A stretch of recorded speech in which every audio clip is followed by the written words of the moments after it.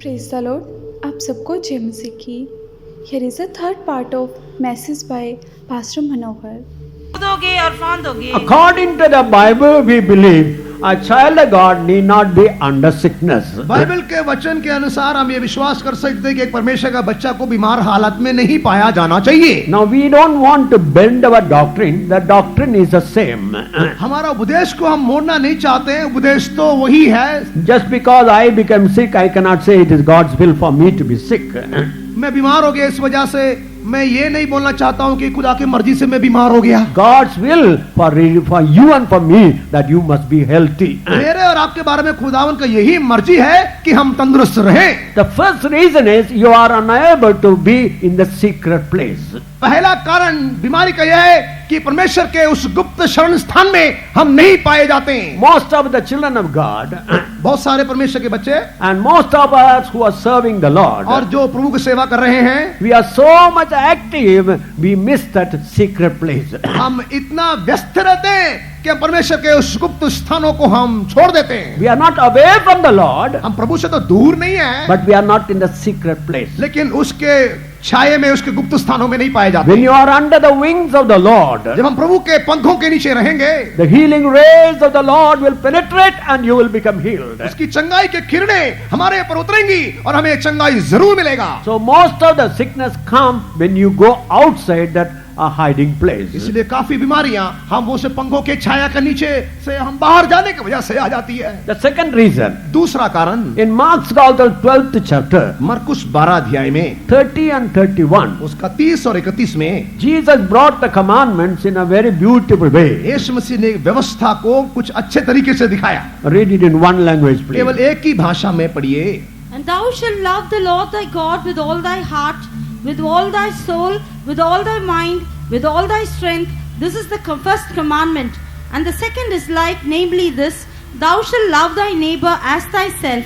There is none other commandment greater than these. Thou shalt love the Lord with all thy heart. तू अपने परमेश्वर यहोवा को पूरे मन से, हृदय से प्यार करना है। Do not divide and give rooms to so many other people in your heart. अपने हृदय को आप बंटवारा करते हुए कई चीजों को, लोगों को हृदय में प्यार नहीं करना, जगह नहीं देना। Only we are all right, बाहर से सब ठीक है, but our hearts are लेकिन divided. हमारा हृदय अलग हो गया है। Then with all our soul, हमारे पूरे प्राण के साथ, soul is an expression of our desire. प्राण वहां पर अभिलाषा, आग्रह का जगह है। Your desire should be only to love the Lord and to do His will. अपने परमेश्वर को प्यार करना, उसकी मर्जी करना ही हमारी ख्वाहिश, हमारी आग्रह होनी चाहिए। Third, with all your mind. तीसरा, पूरे मन के साथ। Sometimes we sing, we preach, we pray, but our mind wanders away. कभी कभी हम गाते हैं और हम प्रचार करते हैं, हम दुआ करते हैं, लेकिन मन इधर उधर भटकता रहता है। Very difficult for the mind to come under one concentration. मन को एक ही एकाग्रता में लाना बड़ी मुश्किल की बात है। The Chinese used to say, Chinese people used to say, चीन के लोग ऐसे कहते हैं, suppose you have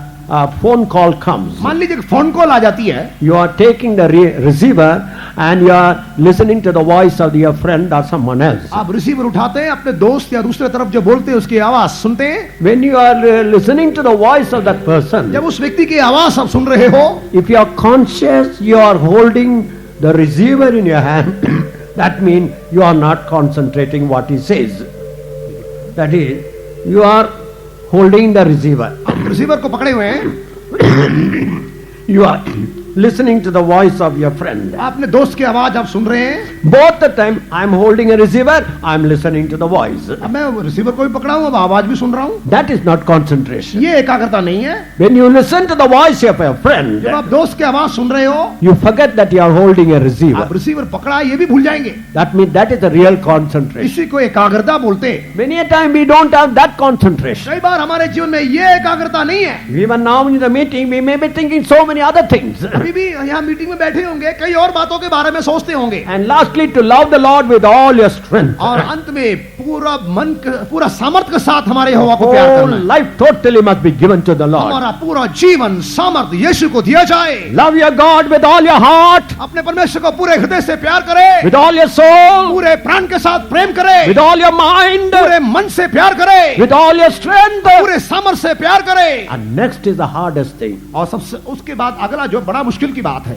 Sometimes we love God, but we don't love our own brother. खुदा से मोहब्बत हो सकती है लेकिन अपने सगे भाई से प्यार नहीं कर सकते। Half of our sickness because we have got bitterness, ill feelings towards one another. हमारा बीमारी का एक बड़ा कारण हमारे भाई के खिलाफ हमें कड़वापन है, हमें क्रोध है, अलगाव है। So if you are watchful and faithful in these two things, ये दो बातों में यदि हम सावधान रहे तो definitely you will see the mighty working of the Lord working in your life. सचमुच परमेश्वर का अति सामर्थी काम आपकी जिंदगी में आप देखेंगे।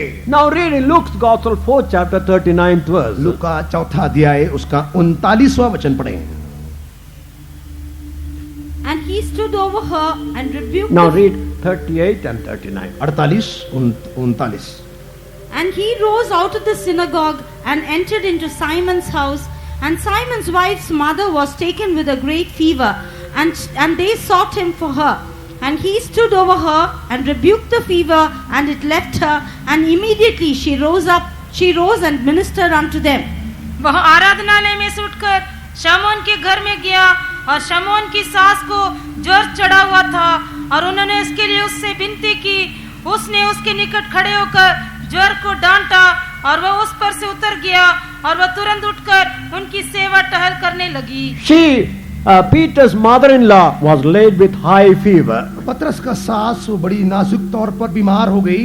and Jesus stood over her. यीशु मसीह उसके पास जाकर खड़ा हो गया। It was a commanding position. वहां पर आदेश देने के एक ऐसे हालात में But behind his fever, he saw some power behind it. परमेश्वर ने उस बीमारी के पीछे एक ऐसे सामर्थ को देखा। It was fever, but yet he looked at that enemy behind that fever. वो साधारण सा ज्वर बुखार था लेकिन उसके पीछे एक विरोधी को देखा And he rebuked that fever. और उस बीमारी को उसने ढांट दिया।